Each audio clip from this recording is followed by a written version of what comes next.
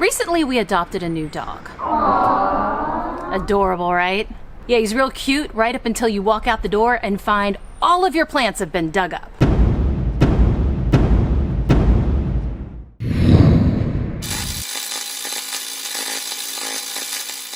I'd had this garden in my yard for several years, which was great, but I knew that River, or as my husband refers to him, the king of all dogs, was gonna dig up anything that I planted in there. So I had to come up with a different solution, and I came up with this. First thing I did was dig up the stuff that was here, which was mostly just some paving stones and an old chimenea that had fallen on hard times. Then I took some measurements and I drew out a sketch with a simple scale of 1 inch to 1 foot to keep it easier for myself.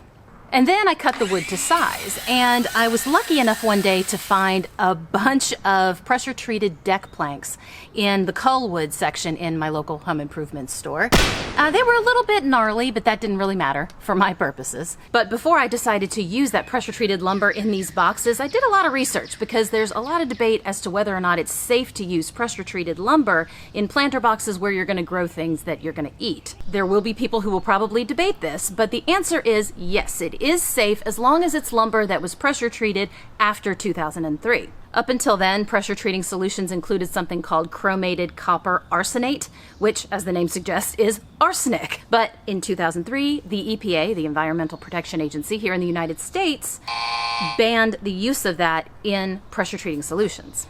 I also used some leftover balusters from the ones I replaced on my deck during my recent deck renovation, and I cut them to size and pounded them into the dirt a little bit, maybe 3 or 4 inches, just to hold them up steady. Then I set the first round of boards all the way around, and I made sure that they were level. And once you get those in, the rest of them go in really easily.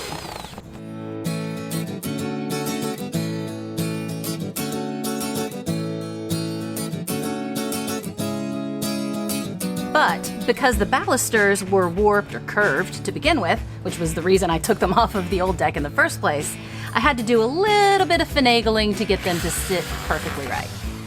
Then I rehomed some of the grass that was still inside the box to patch up a few spots on the outside. I lined the inside with landscape fabric, and at this point, if you're worried about the chemicals leaching into the soil, you could line it with plastic instead. Now this thing is 27 inches deep, but I don't need 27 inches of soil depth for anything that I plan on growing in here. So I took some of the gravel from the old garden and filled up the bottom, which in addition to taking up space, also allows for good drainage at the bottom of the planter box. Where I live, the soil is naturally red clay, which doesn't really provide a whole lot of drainage, so the rocks really help with that. Then I added some other natural fillers in the form of wood scraps from my workshop, nothing that was pressure treated or stained or painted, but just natural pine, cedar, and poplar. Then I added in some pine straw and some leaves and some twigs from the woods. Then transferred some of the soil from the old garden and then covered it up with plastic for a few days just to kill off any weeds that might have been transplanted with it. By the time I got all that stuff in there, I only really had to buy 5 bags or about 10 cubic feet of garden soil, and then I threw in a bag of composted manure just for good measure. Gross. And then I started planting. I put in some herbs like basil and parsley and oregano, and added in some thyme and chives that I moved from the old garden. And then I added in some butterfly-attracting flowers like salvia, petunia, marigold, and zinnias. And then I watered it really well, with River's help, of course.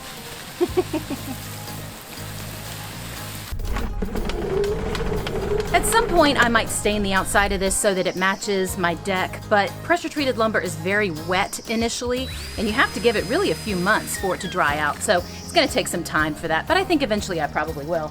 And it's been here for several days, and he has not dug it up yet, so fingers crossed. Hey, buddy, no more eating my plants, okay? No more eating my plants. No, you're not going to do that, right?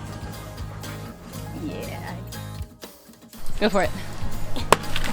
Oh, yes. River? River, you need to get out of the way. Okay. Yes. Yes.